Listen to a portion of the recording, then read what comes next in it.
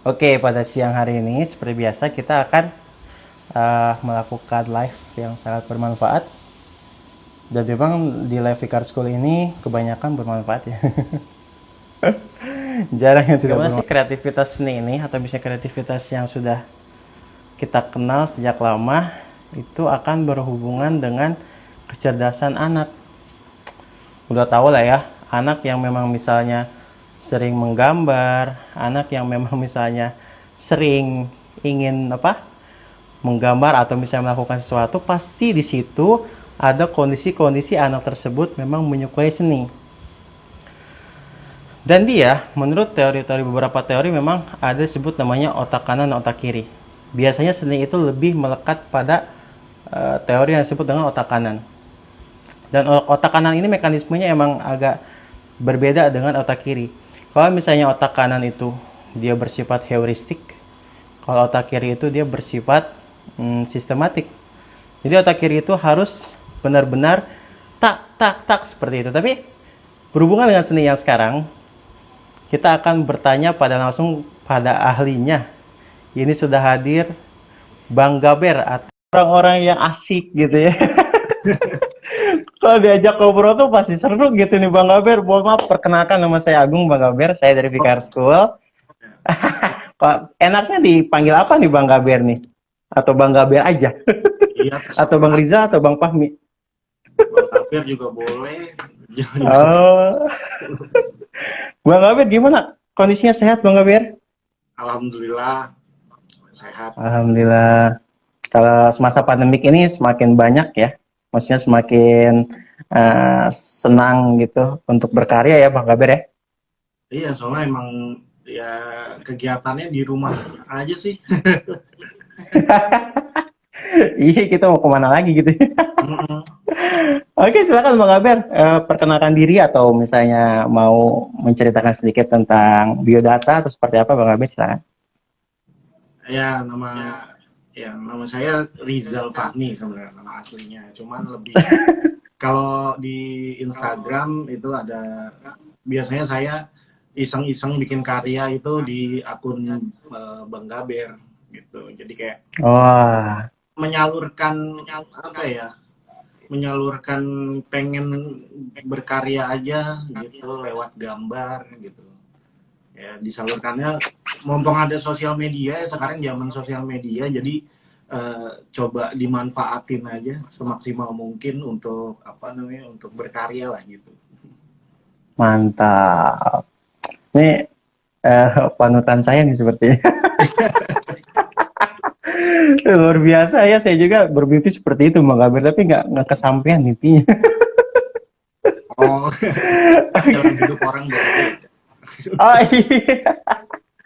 Oke Bang Gaber, memang dari dulu emang suka gambar apa gimana Bang Gaber maksudnya? Apa emang dari kecil? Suka gambar maksudnya pasti kayaknya kayak setiap anak kecil kayaknya suka gambar kayaknya ya. Pasti kayak Oh iya juga ya. waktu kita entah kita balita entah gitu kayak suka nyoret-nyoret apapun gitu jadi kayak belum bisa belajar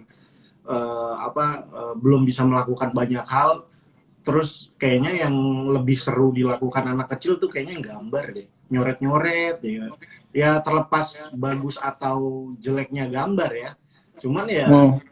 kecenderungan anak kecil kayaknya sukanya coret-coret gambar-gambar karena mungkin indera yang mereka punya itu kayaknya lebih di awal-awal itu kayak lebih cenderung ke penglihatan kali ya penglihatan suara semuanya itu kayak jadi Iya ya. kayak lebih tertarik mungkin sama gambar-gambar yang cerah-cerah gitu gambar-gambar yang Hmm. lucu-lucu jadi kayak mereka pengen oh itu gambar kayak gitu bagus terus mereka kayak pengen mencontoh kan kayaknya anak kecil kayak pengen niru-niru banyak hal yang mereka baru tahu kan. Iya benar benar Ya, benar. jadi kalau Iya sih. ditanya suka gambar ya pasti bukan saya aja sih kayaknya setiap anak kecil Semua orang pak. suka gambar. Mm-mm. Oh iya juga ya. Saya baru ngeh tuh Bang Gaber. Iya juga. Eh, Jadi memang gambar itu menggambar itu salah satu bentuknya skill ya Bang Gaber ya. Mungkin Ya, nih kayak seperti saya misalnya, saya tuh pengen menggambar, tapi mm, ketika menuangkan kepengenan saya di gambar tersebut, kadang-kadang saya agak agak sulit juga gitu Bang Gaber, gimana tuh? ya. Sebenarnya sih terlepas dari skill atau bukan, kalau menurut saya mungkin gambar itu untuk, mungkin kalau peradaban manusia ya, digunakan untuk Hmm. media komunikasi mungkin. Jadi Hmm. apa, dari gambar kita bisa tahu informasi sesuatu hal gitu ya kan. Kayak sebenarnya kalau untuk kegunaannya untuk informasi, nggak perlu bagus atau nggak perlu jelek gitu. Yang penting Nah. pesan dari gambarnya tersampaikan. Pada dasarnya kayak misalnya kita bikin orang, jelek Hmm. atau bagusnya, yang penting kita tahu kan kalau orang terdiri dari kepala, dua tangan, dua kaki, Oh. kita tahu kan. Nah, kita gambar walaupun jelek, cuman eh, kita tahu kalau ini tuh gambar orang, walaupun kalau misalnya cuman Hmm. bulat, lurus, kayak stickman gitu ya kan, walaupun, Iya, iya, iya. tapi kita tahu kalau itu orang, ya berarti kan komunikasinya nyampe. Bahkan kalau kita Hmm. lihat-lihat, kalau apa, tanpa kita sadari, kayak zaman purba misalnya, kalau kita ngomongin kayak kayak sejarah, mereka berkomunikasinya Hmm. walaupun kan dulu mungkin bahasa belum terlalu apa seperti sekarang gitu. Nah, mereka ibaratnya berkomunikasi lewat gambar di dinding, pakai darah binatang terus digambar, bahwa dulu tuh mereka budayanya berburu gitu ya kan, berburu gajah lah, berburu apa, untuk apa, mencari makan kayak gitu. Jadi kita Iya, tahu iya, iya. kita tahu sejarah bahwa orang zaman dulu itu budaya kayak gimana Hmm. ya, dari gambar gitu. Ya kita lihat Hmm. sendiri gambar-gambar di dinding kan pasti biasa aja gitu, nggak kayak sekeren anime gitu. Iya. Iya, bener juga. Jadi yang penting gambar itu memiliki, maksudnya ketangkep gitu ya, Bang Albert ya. Komunikasinya nyampe gitu ya. Ya ada unsur informasi di situ gitu. Hmm, Makanya iya, iya. Kebanyakan, mm-mm. kadang-kadang percuma juga kalau misalnya gambarnya bagus tapi nggak ada isi atau nggak ada informasi yang jelas kayak gitu. Ya hanya dibilang wah Hmm. gambarnya bagus, ya udah gambarnya bagus, tapi ada nilainya itu di saat ada muatan informasinya sih kalau menurut saya. Oh iya berarti ya. Jadi selama ini persepsi terkait gambar bagus itu sebenarnya tidak bisa distandarkan ya, Bang Albert ya. Iya. Menurut misalnya, menurut seseorang "Ih, gambar itu bagus, tapi belum belum tentu menurut orang lain itu bagus gitu ya. Mm-mm. Kadang Iya. ada juga pendapat makin realis gambar ya makin tidak ada nilainya gitu, karena misalnya gambar muka orang terus mirip banget dan pewarnaannya benar-benar realis, Hmm. ya itu justru Iya jadinya, Lucy ya. ya uniknya di mana gitu ya, daripada gambar ya mendingan foto gitu ya. Oh ya, jadi seninya di situ ya, seninya menggambar tuh di situ ya. Iya, justru kalau misalnya apa, gambarnya jelek tapi yang penting ada unsur Hmm. informasinya, ada unsur kekuatan, apa ya, maknanya di situ, itu justru yang lebih, apa ya, lebih dapet lah gitu. Luar biasa nih, memang Bang Gaber ini memiliki sudut pandang yang berbeda tentang gambar ya. Iya Pak, kok Ini sekarang ya. kalau mau dibilang saya juga nggak jago gambar, maksudnya dari segi Oh, oh gambar gitu. nggak apa ya, nggak kayak orang-orang ilustrator yang gambarnya bagus Hmm. banget gitu, karena ya pada dasarnya ya Oh. standar-standarnya yang penting bisa bikin muka orang, bisa bikin, terus juga masih nyontoh kok kalau gambar, karena poin yang pengen saya sampaikan adalah informasinya, bukan gambarnya bagus atau enggak sih. Iya, iya.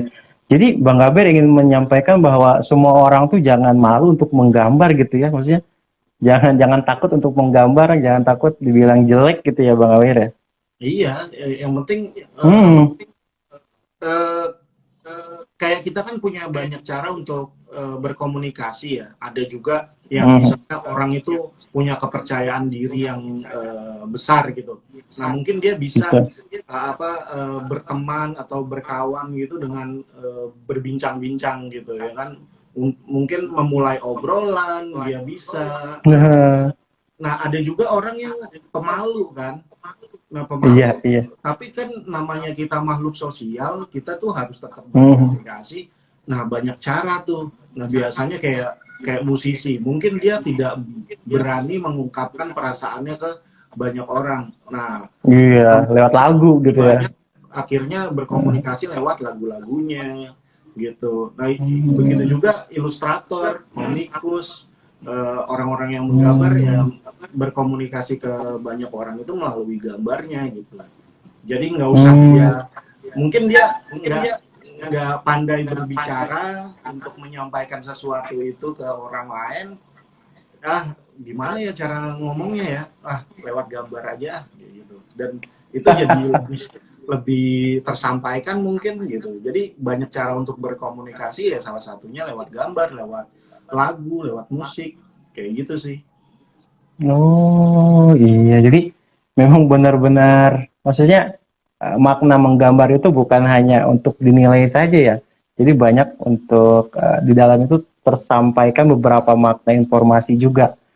Dan itu yang bisa membuat seseorang, misalnya kayak orang ada yang mohon maaf nih Bang Gaber, misalnya ada yang tunawicara gitu ya. Tunawicara kan dia nggak bisa berkomunikasi dengan jelas gitu. Dan dia mungkin menyampaikan sesuatunya itu dengan menggambar. Oh iya bang. Kalau misalnya gini Bang Gaber, seperti itu. Kalau misalnya biasanya sih untuk anak-anaknya Bang Gaber ya, mau tanya ini, menggambar itu faktanya fakta yang ditemukan di lapangan ya Bang Gaber. Ketika anak-anak itu menggambar, apakah benar itu tuh melatih fokus mereka gitu atau melatih ingatan mereka atau daya imajinasi mereka Bang Gaber? Iya, itu mungkin salah satunya juga karena banyak cara untuk melatih fokus, melatih konsentrasi. Karena pada dasarnya malah untuk orang dewasa mewarnai itu jadi jadi tempat untuk melatih fokus lagi gitu. Jadi bukan untuk anak kecil doang, melatih ketenangan, melatih ketentraman malah, karena pas kita mewarnai, kita fokus, kayak kasarnya kalau orang bilang tuh sekarang, kalau main game lupa waktu, main game tuh kayak nggak peduli sekitar gitu ya. Menurut saya menggambar dan mewarnai juga, karena terlalu fokus, terlalu menikmati gitu. Dan melatih memori, daya ingat pun ya itu. Jadi kayak untuk anak kecil, mungkin untuk balita mengingat kalau misalnya gajah warnanya apa, kayak gitu-gitu. Jadi dan andaikan imajinasinya liar, mungkin dia bisa ubah warna gajah dari warna pink misalnya, kayak gitu. Yang out of the box nih, maksudnya walaupun sebenarnya dia tahu warna gajah warna abu-abu misalnya, tapi dia lebih memilih itu karena ya harusnya gajah lebih ceria misalnya, kayak gitu. Dia berarti kan dia punya potensi bahwa ingin menceriakan kehidupan mungkin. Oh gitu, jadi ternyata terlihat juga ya, jadi dari pilihan warna dan gambar yang anak kecil itu ciptakan ya Mbak Gaber ya. Tadi juga sudah, maksudnya fokus juga terlatih, terus ingatan juga terlatih. Jadi memang benar-benar menggambar itu salah satu. Saya juga kadang-kadang pernah ngobrol gitu sama teman-teman dari agak buffering. Iya.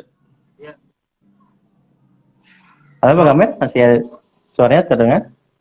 Kedengeran ya? Iya, kayak teman-teman dari psikolog gitu, bahwa sebenarnya warna itu ada yang namanya psikologi warna gitu. Jadi cenderung kemana nih anak tersebut, lebih suka warna apa, lebih memilih dalam berpakaian, dalam mewarnai itu dia lebih suka warna apa. Nah, itu bisa dilihat psikologi anak tersebut gimana gitu. Karena bisa diartikan psikologi warnanya itu kayak gitu. Iya, iya, iya. Tapi kalau misalnya eh bener nggak sih Bang Gabir, ini ada fakta lagi nih Bang Gabir. Hmm. Kalau misalnya menggambar itu membutuhkan usaha dan kesabaran.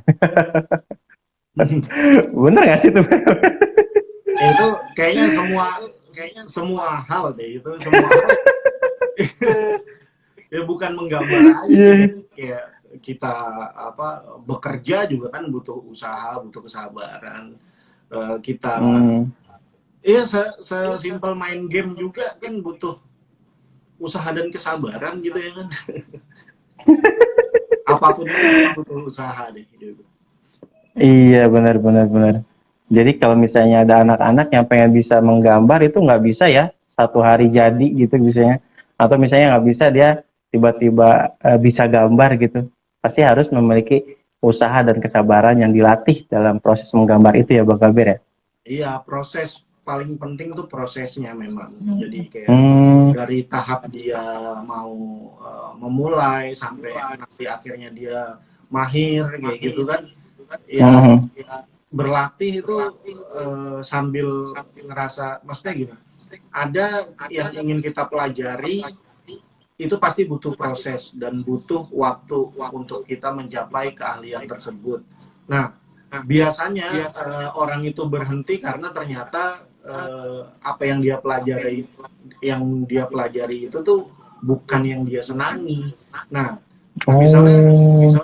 kita berlatih, kita belajar sesuatu yang kita sukai, itu pasti kan proses belajarnya, proses berkembangnya itu kan dengan dengan fun gitu ya, dengan kesenangan, karena yang dilakukan adalah apa yang kita sukai gitu. Jadi kayak Betul, misalnya betul, dia betul. suka gambar, pasti mau sesusah apapun, mau sebosan apapun, pasti dia kan terus ngelakuin karena dia senang ngelakuinnya gitu.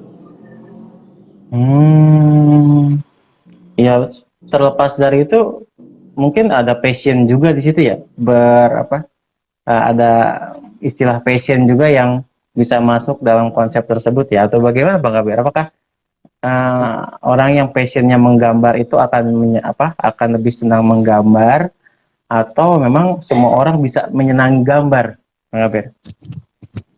Eh, Semua orang senang dengan visual. Ini bukan Hmm. menggambarnya mungkin ya. Jadi Iya. semua orang itu suka dengan visual, melihat visual gitu. Jadi bahkan sampai peradaban sekarang pun komunikasi dilakukan atau disampaikan dengan media visual, kayak kita ngelihat di banner, di baliho-baliho, ya itu kan berupa visual ya kan. Nah, itu uh, menggambar akhirnya hanya basic untuk mengembangkan ke sub gambarnya, yaitu kayak berupa video, berupa desain, berupa segala bentuk visual gitu. Jadi sebenarnya menggambar itu basicnya. Hmm. Jadi nanti anak itu lebih suka ke desain grafis kah, ke videografi kah, ke fotografi kah, kayak gitu. Jadi tapi basicnya adalah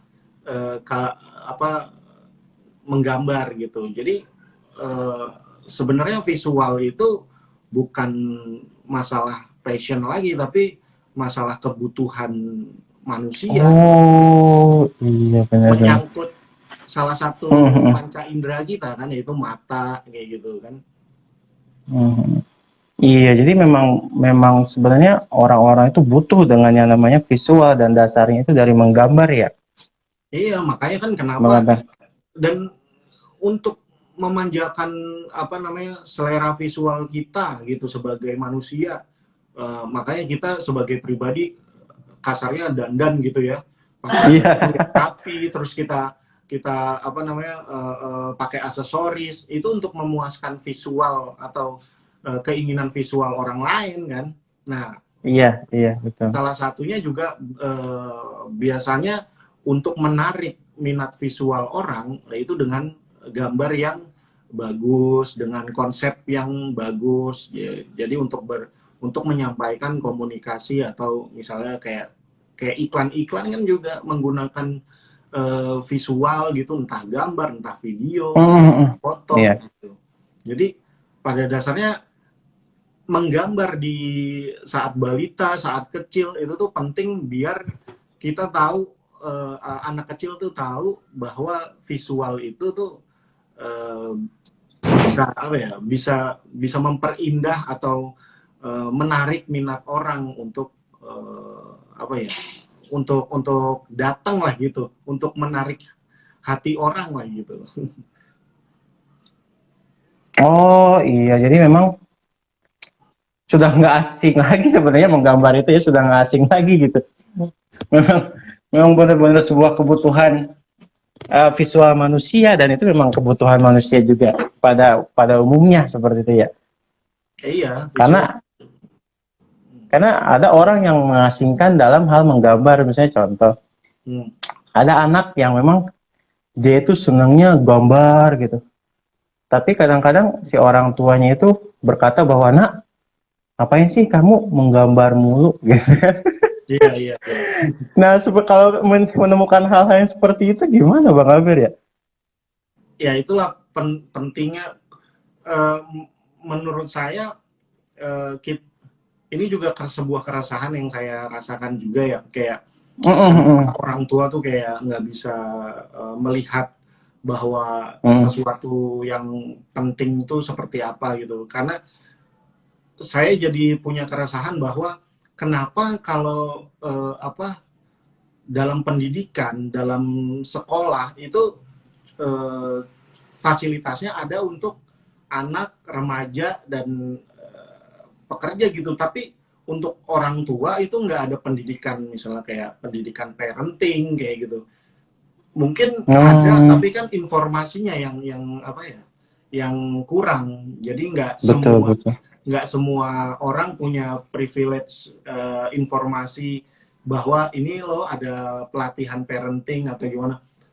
Menurut saya jadi sangat penting bahwa itu nanti untuk generasi berikutnya gitu. Jadi kalau sebuah bangsa mau punya generasi penerus yang siap dan bagus gitu, ya menurut saya sih dimulai dari cara mendidik sih. Jadi orang tuanya itu mendidiknya kayak gimana. Kalau banyak orang tua yang nggak tahu gitu cara melihat potensi anak, kalau ini cuma lah, ini buang-buang waktu lah. Nah itu kan sangat disayangkan. Jadinya seorang anak jadi bingung. Wah, gue mau ngembangin bakat gue nggak bisa nih karena lingkungan nggak bisa mendukung. Ya, jadinya akhirnya kalah dengan keadaan, terus ya akhirnya dia menjadi orang sewajarnya, ya udah kerja lah, ya udah lamar gitu. Mengikuti sistem ini ya, sistem industrial ya. Iya, padahal apalagi di era sekarang gitu ya, di era sosial media, di era digital, kayaknya makin banyak peluang bisnis atau peluang kerja yang nggak harus kantoran, nggak harus sesuai sistem yang dulu gitu. Karena sekarang kayaknya makin banyak jenis pekerjaan yang malah justru aneh-aneh yang bermunculan gitu. Nah itu ternyata ya dari minat, dari skill yang ada pada setiap diri manusia gitu ya kan. Iya betul. Jadi zaman tuh sudah berubah ya Bang Gaber ya. Iya. Berubahnya tuh memang. Malah kalau mikirnya sekarang kayak kalau misalnya udah ada sosial media, udah ada digital seperti ini ya. Nggak tahu ijazah perlu lagi apa enggak sih. Karena ya bisa show off ya kan. Iya. Bisa memasarkan keahlian kita sendiri gitu. Iya. Dan udah tidak ada batasan gitu ya. Depannya gitu. Tidak ada batasan, kita punya punya gawainya, punya ininya gitu, udah udah udah nggak asing lagi gitu ketika kalau dulu kan ketika tidak ada media sosial kita masih berpikir wah Facebook itu sangat-sangat atau bisa sebuah media sosial itu sangat gimana gitu ya. Tapi sekarang karena sudah banyaknya media sosial maka kebebasan berkreativitas itu makin meningkat gitu ya Bang Amir. Iya, dan dengan apa sih namanya itu, berkembangnya sosial media, banyak orang juga yang berkecimpung di sosial media, itu menandakan bahwa kita sebagai manusia mampu mengkonversi media sosial yang tadinya dianggap negatif menjadi positif gitu. Jadi Hmm, dan yang ibaratnya penggiat sosial media di awal-awal itu membuka jalan untuk kita berkecimpung juga gitu, jadi banyak kesempatan juga. Jadi kayak misalnya masih ada yang bilang susah nyari kerjaan sekarang, kayaknya itu udah nggak boleh dijadiin alasan deh kayak gitu. iya atau gini susah sekarang masak gitu nggak bisa masak ya tinggal lihat YouTube kan Ya terus tinggal yang itu. selesai gitu kan. Sekarang iya, sekarang apa sih yang nggak bisa kita dapatkan informasinya gitu ya kan. Sekarang kayak dulu mungkin kalau mau usaha misalnya gitu, aku mau usaha tapi modalnya nggak ada. Mau mau buka mau nyewa ruko mahal gitu. Kayaknya sekarang di Hmm, era sosial media kayaknya udah nggak ada alasan kayak gitu. Jadi iya kayak bener banget. nggak butuh modal juga, yang penting ya itu tadi, belajar belajar visual, belajar menggambar. Yang terpenting di sosial media sekarang kan visual, visual suara kayak gitu. Nah, di saat udah bisa secara basic eh, apa namanya itu, membuat visual yang baik. Nah itu mau dikemanain juga jadi lebih mudah, kayak mau buka usaha misalnya, usaha makanan itu harus ada promosi visualnya yang bagus gimana Iya gitu. kayak flyernya gitu ya. Iya, jadi sekarang kebutuhan untuk visual apa visual untuk memberikan informasi, entah produk entah keahlian, itu udah jadi kebutuhan yang sangat urgent sih kalau menurut saya, karena nanti keahlian itu dibungkus melalui komunikasi visual itu. Oke, luar biasa nih Bang Gafir. Saya nggak nyangka Bang Gafir ini apa terbuka ini gitu. Mohon maaf Bang Gafir. Ini muka saya gini-gini aja apa gimana nih? Kayak kalau di saya kayaknya kelihatan gitu-gitu aja. Kayak Iya, makanya ngebuffering dia gitu ya. dia muter doang. Oh gitu ya. Ini kenapa ini? Ada apa ini? Tapi suara saya jelas kan Bang Gafir ya? Jelas, masih jelas gitu. Jelas Kirain banget ya, tapi gimana. mau dilanjut apa mau di refresh sih Bang Gafir kira-kira? Terserah enaknya gimana, mau mau di refresh dulu. Boleh, boleh. Kami mau Oke, Balik lagi. balik lagi bersama kami Bang Gafir. Mohon maaf ya, mohon maaf nih, tapi tidak tiba-tiba muka saya tuh freeze gitu. Iya, Saya jadi emang bingung sering kenapa. gini. Iya, banyak orang yang pakai kali gitu. Iya, internet lah biasa. Ya, internetnya lagi laris. Oke, kita lanjutkan pembicaraan yang tadi Bang Gafir ya. Ya, siap siap. eh Ya, memang kondisinya kalau misalnya eh, ada beberapa keresahan yang tadi Bang Gaber ceritakan terkait Hmm. Parenting yang sulit untuk, maksudnya parenting itu tidak maksimal sehingga orang tua tidak bisa melihat potensi anaknya. Jadi anaknya mau mengembangkan potensinya dalam hal menggambar misalnya malah ngapain sih gambar terus gitu. Iya. Ya itu memang suatu keresahan-keresahan yang nantinya akan berakibat pada generasi bangsa selanjutnya yang Bang Gaber ya. Iya, jadi Ya, apa mm, penting banget bahwa nanti attitude, apa sih namanya tuh, sikap orang generasi penerus ya, otomatis kan, karena pernah saya ngobrol juga sama temen gitu, dia anak psikolog, bahwa ternyata mm, perilaku orang saat dewasa itu tergantung 5 tahunnya 1 sampai 5 tahunnya dia gimana orang tua itu mendidik dia gitu, memperlakukan dia gitu. Jadi pas umur balita itu adalah cikal bakal nanti dia saat dewasa. Nah, tergantung lagi tuh orang tuanya mentreatment anak pas balita itu kayak gimana gitu. Karena kan mungkin lagi tahap-tahap menyerap banyak hal tuh dia tuh balita. Nah di situ tuh kayak nanti dewasanya balita itu jadi seperti apa, mau jadi manusia yang sikapnya bagaimana, itu tergantung balitanya dia. Itu sih katanya orang-orang psikolog. Iya. Jadi Kata Bang Gaber juga kali. Oke, Bang Gaber, tadi berbicara masalah peluang kerja atau peluang bisnis, peluang usaha atau peluang kedepannya, bahwa sebenarnya menggambar ini menjanjikan karena setiap apapun sektornya pasti butuh yang namanya visual, betul kan ya, Bang Gaber ya? Iya.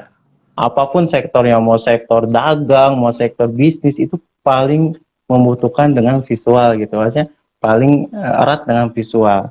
Dan seorang tukang cilok pun gitu iya. kalau dia memiliki visual gitu ya, ciloknya tuh nggak hanya tulisan cilok aja gitu, tapi ada gambarnya, ada semuanya di situ, ada informasinya, ada menu-menunya, itu akan lebih meningkatkan dia punya daya tarik gitu ya, Bang Gaber ya.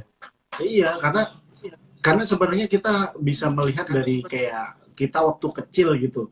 Kalau misalnya kita belajar terus kita belajar dengan buku yang udah isinya teks semua, itu pasti ngebosenin gitu kan. Kayak malah ada kalau misalnya anak-anak yang agak licik gitu ya, dia digambar. Bukunya yang dia pegang buku matematika gitu ya, tapi di sela-selanya ada buku komik. jadi kayak Bang Gaber tuh kayak. Ya kan, maksudnya sebenarnya kita sebagai manusia itu lebih cenderung ke visual kayak gitu. Jadi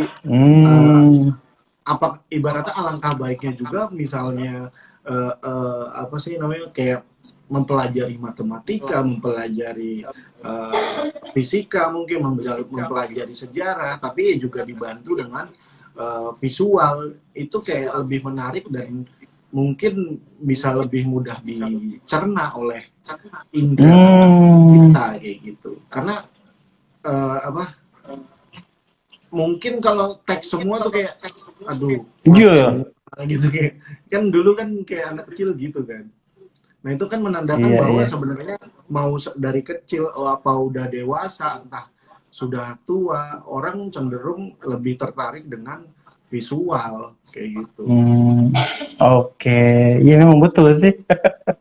Jadi memang semuanya. Kalau di Jepang itu bisnis IP visual, karakter kartun, karakter animasi itu lebih berkembang karena mereka tahu bahwa mungkin warga Jepang itu lebih cenderung ke visual. Jadi kayak setiap apapun itu pasti ada karakternya gitu. Kayak misalnya misalnya busway di sana. Nah itu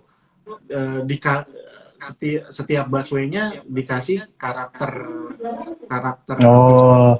Jadi kayak mungkin busnya digambar jadi kartun gitu, dan itu gitu. Jadi apa kayak gitu, dan di body busnya itu nah ada gambar-gambarnya. Jadi makanya kenapa visual di Jepang itu lebih meriah kayaknya dibandingkan di negara-negara lain, karena semua ini segalanya ada visualnya gitu ya, Bang Gaber ya. Iya. Iya betul. Tapi gini, Bang Gaber, ketika seseorang itu sudah tahu bahwa dia tuh memang senang dengan visual nih, nah tahap mengembangkan dirinya untuk tetap stay di visual atau stay dalam menggambar atau menciptakan karya visual, itu tahapannya seperti apa yang Bang Gaber? Misalnya contoh, ada anak yang senang gambar nih, nah setelah supaya dia stay di sana atau misalnya tetap melanjutkan kesenangannya itu, kira-kira harus seperti apa Bang Gaber ke depannya? Sebenarnya spesifiknya saya kurang begitu ngerti ya. Cuman kayaknya kalau dari pengalaman saya mungkin Nah, ini Bang Gafir. untuk kita biar semangat gitu ya, semangat Hmm. belajar, semangat ngulik visualnya itu Ya. artinya kita butuh apa ya, butuh referensi, butuh Oh, ada role model kita. Nah jadi role kayak model ya. jadi kayak misalnya kita, wah kayaknya gue suka gambar nih gitu. Nah Mhm. biasanya kesukaan kita itu diawali dari ternyata kita melihat bahwa ada misalnya ilustrator gambarnya kita senang gitu sama gambarnya gitu.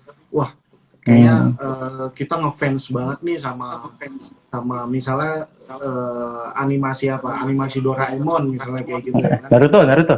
Ya, atau enggak Naruto. Wah, Naruto keren banget nih. Nah, dulu saya kecil juga begitu. Jadi kayak Oh. niru-niru gambar gambar Kesatria Baja Hitam, gambar Dragon Ball, karena senang terhadap visual Dragon Ball, senang terhadap visual yang saya nikmati gitu. Nah, makin Oh. karena kita ngefans, karena kita suka dengan film tersebut, kartun tersebut, jadinya kita kayak pengen bikin gambar kayak itu, pengen animasi kayak gitu. Jadi Oh ya. makanya sekarang tuh menurut saya tergantung kalau misalnya anak kecil suka tontonan apa. Nah, tinggal orang tua tuh ngegiring dia untuk kalau kamu suka kayak gini coba dong kayak dia gitu, kayak lebih didorong gitu, jangan kamu nonton ini terus ya nggak belajar gitu. Matematika, beresin PR. Iya, makanya kasarnya tuh kita misalnya anak itu lebih suka dengan kartun, lebih suka baca komik atau apa, ya abis itu kita pancing untuk dia melakukan atau mengerjakan apa yang mereka pernah nikmati gitu, kayak ya coba kalau kamu suka gambar suka bikin atau suka nonton kartun kayak gitu, bisa nggak coba gambar kayak gitu dirangsang gitu. Karena itu jadi akan lebih semangatnya juga beda ya. Karena kayak kita kalau remaja ya, kalau kita udah suka sama pasangan gitu ya kan, apa aja gitu, pasti dilakuin guys. Jadi memang kembali lagi pada orang. Belajar, ya kan? Iya. Jadi kembali lagi pada orang tuanya yang pintar-pintar merangsang anaknya ketika anaknya sudah menyukai itu, ya coba rangsang gitu ya, maksudnya coba gambar dong kartun Naruto gitu. Iya. Dan anak itu akan pasti kan dia makin semangat kayak gitu. Tapi misalnya untuk yang khususnya anak SD ya, Bang Gafir. Anak SD biasanya kan gambarnya masih abstrak tuh Bang Gafir. Kadang-kadang gambar apa gitu kan. Nah, sebaiknya anak SD itu dibiarkan seperti itu saja, atau misalnya kita sudah mulai arahkan Bang Gafir? Sebenarnya sih natural sih, kayak saya ngelihatnya setiap hidup tuh pasti ada fase anak kecil, fase remaja, fase dewasa gitu, dan visual yang dia gambar itu tergantung fasenya kalau menurut saya. Jadi dia waktu kecil kenapa terlihatnya abstrak, tiba-tiba ada gajah, terus tiba-tiba ada pesawat kayak gitu, karena imajinasinya liar. Karena dia belum fokus terhadap kehidupan itu harus gimana sih gitu. Karena di tahap kecil, entah TK, entah SD, itu tuh masih dia tuh bermimpi, berimajinasi. Aku nanti gede mau jadi pilot. Aku nanti gede mau jadi presiden. Kan kayak bermimpi tuh kayak nggak ada takut-takutnya gitu. Sedangkan kalau kita udah remaja gitu ya kan, kita udah tahu ya, kita udah berlogika gitu, nggak mungkin gue jadi presiden gitu. Sedangkan kalau anak kecil kan kayak nggak takut itu untuk bermimpi, dan itu bisa terlihat dari apa yang dia gambar gitu. Jadi apa yang dia pikirkan, apa yang dia imajinasikan itu tuh sebenarnya bisa kita lihat pada gambar yang dia buat. Dan itu menurut saya natural aja sih, biarkan dia menuangkan apa yang ada di pikiran dia gitu. Dan itu sebenarnya bisa jadi salah satu cara untuk kita ngebaca anak itu lebih cenderung suka apa kayak gitu. Oh iya iya. Jadi jangan jadi jangan dari kecil itu diarahkan anak kamu gambarnya harus kayak gini. Jangan terlalu seperti itu ya Mbak Gaber ya.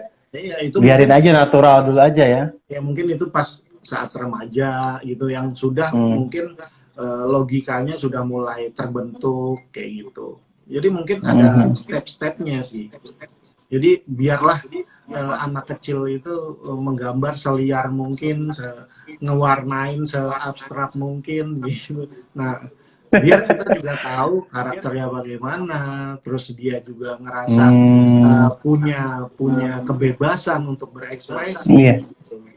Jadi saat dewasa pun mereka nggak takut untuk melakukan hal-hal yang apa sih mereka ingin lakukan dalam hal kreativitas kayak gitu.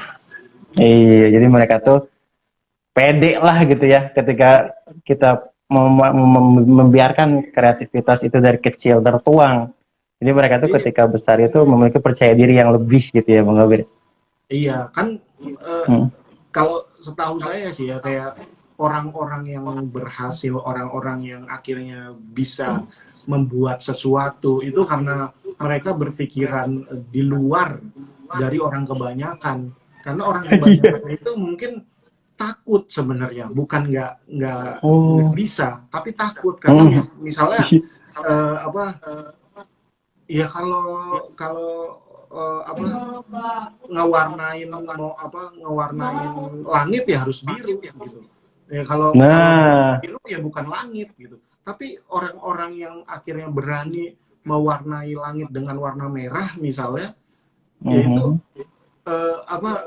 orang-orang yang berhasil kayak misalnya akhirnya kayak itu merangsang logika kita untuk misalnya kayak yang udah apa sih yang udah sering terjadi misalnya kayak salah satu contohnya gini, kenapa akhirnya ada Gojek gitu, ada ojek online ya karena mungkin si pembuatnya si penggagasnya itu berpikiran beda dibandingkan orang lain gitu, out of the box gitu ya. Iya, masa apa sih namanya ojek nggak bisa dijadiin modern sih gitu, karena ojek itu udah apa sih namanya stigmanya ya ojek itu ya untuk pangkalan ojek itu pangkalan gitu nggak bisa tahta ojek itu dijadikan lebih tinggi gitu. Jadi kasarnya ojek itu ibaratnya pekerjaan yang nggak ada pendidikannya mungkin kayak gitu. Nah ini mungkin karena dia berpikiran beda dibandingkan orang lain, wah ini kayaknya ojek bisa nih harusnya dijadiin sesuatu yang bahkan sarjana pun bisa juga harusnya ngojek kayak gitu. Nah, iya benar-benar. Nah itu jadinya kan maksudnya melatih logika, melatih keberanian kita untuk berpikir lebih luas dalam dalam menyelesaikan masalah. Iya, problem solving itu ya. Iya. Dalam mengambil sebuah keputusan gitu ya. Iya, karena menurut saya keberhasilan pendidikan itu di saat orang tersebut bisa menyelesaikan masalah dengan baik gitu. Betul. Wah. Menyelesaikan masalah tanpa masalah. Iya, ternyata banyak ya maksudnya yang bisa kita bahas di sore ini, ada beberapa faktor, tapi memang hal yang sederhana itu biasanya sangat yang orang lain tidak terpikirkan biasanya dilupakan gitu ya. Jadi kayak konsep-konsep yang sederhana itu sebenarnya kita tuh udah tahu dari dulu gitu, tapi kenapa nggak dipikirkan dan nggak diaplikasikan gitu kan ya Bang Abir ya?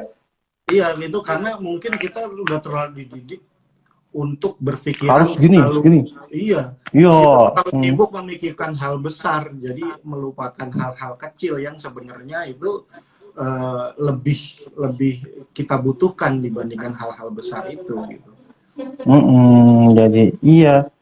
Makanya pas saya dengar dari Bang Gaber nih beberapa menit ini ternyata oh iya ya, apa kayak gitu.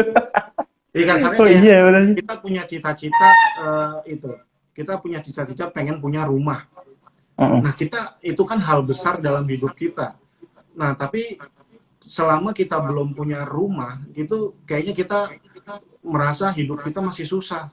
Padahal kita lupa bahwa walaupun kita masih ngontrak, kita masih ngekos, kita masih tinggal sama orang tua, padahal kita masih menikmati tempat berteduh gitu, kita masih terlindungi dari hujan, dari panas. Nah kita lupa menikmati itu, jadi kayak terlalu fokus terhadap Fokusnya, hal besar. iya fokusnya pada hal besar dan sehingga melupakan hal yang sekitar kita gitu yang perlu kita Iya. syukuri ya Bang Gaber. Oke, mantap. Ada yang mau tanya nih Bang Gaber? Iya, coba dibaca aja itu. Dari Ulung Official. Bagaimana cara meningkatkan kepercayaan diri di zaman yang viral ini? Apa kita harus ikut-ikutan? Itu kali ya. Oh, kepercayaan diri ya. Apakah harus ikut-ikutan? Misalnya ada misalnya contoh kemarin ada yang prank sampah di bulan Ramadan gitu kan. Tiba-tiba sekarang ada yang prank sampah di Idul Kurban gitu kan. Kayak gitu. Dia percaya diri banget gitu ya. Bagaimana sih cara meningkatkan percaya diri Bang Abe di zaman yang viral ini? Apakah kita harus ikut-ikutan? Bagaimana Bang Abe? Ya, paling sebenarnya sih kayak apa yang kita lakukan itu kan sebenarnya pilihan ya.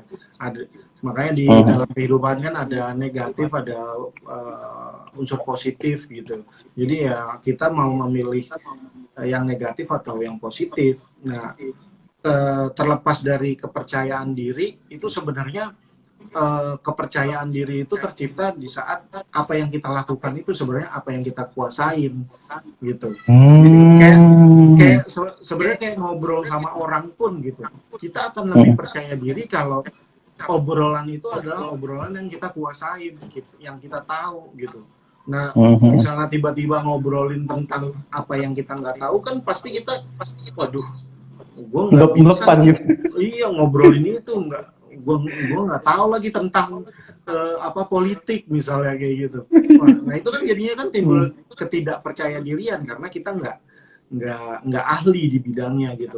Jadi cara biar kita percaya diri untuk di sosial media ya bersosial media lah atau upload lah hal-hal yang kita bisa, kita tuh ahli di bidangnya. Misalnya suka fotografi, ya udah bikinlah fotografi, nggak usah ikut-ikutan yang lagi tren tuh apa gitu, prank-prankan yang lagi prank sampah tren tuh apa ya nggak usah.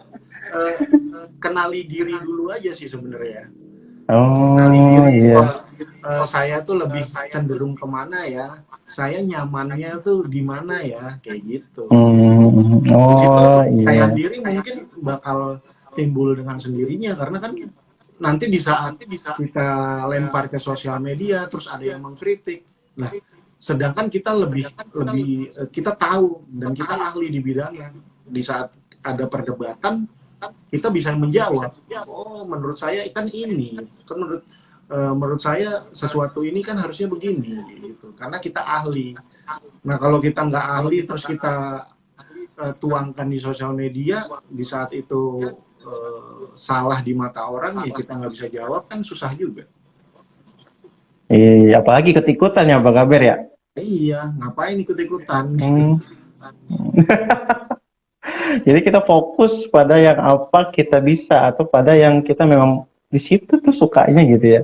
Jadi jangan ikut-ikutan. Lagi ngetren makanan nih tiba-tiba vlogger makanan. Iya benar. Walaupun lagi musim apa, lagi tren apa, segala lini tuh pasti ada pasarnya. gitu. Iya, ada pasarnya masing-masing ya Bang Aber ya. Jadi jangan takut, oh, ntar ada yang suka apa enggak ya, oh, ntar apa bisa naik apa enggak ya. Walaupun sedikit, walaupun banyak, tetap pasti ada pasarnya. Dan kayak yang tadi kita bahas, hal hal kecil dan hal besar, kita jangan terlalu fokus. Misalnya kita pengen menggambar gitu ya, terus kita upload di sosial media, terus kita berharap like-nya banyak, subscriber-nya banyak, followersnya banyak. Kenapa kita terlalu peduli, terlalu mentingin untuk tujuannya itu adalah followersnya banyak gitu. Padahal Iya betul Bang. sampai kita melupakan satu followers yang suka sama karya kita gitu. Kayak misalnya kita upload gambar gitu ya, terus ada yang like dan ada yang foto misalnya 2 orang gitu, terus kita sedih, yalah cuma 2 orang doang yang like, padahal dia suka gambar kita, dan 2 orang itu ya manusia, ya orang gitu. dan berarti kan gambar kita atau karya kita kan disukai oleh 2 orang itu. Orang, dan kita harus menghargai orang tersebut gitu.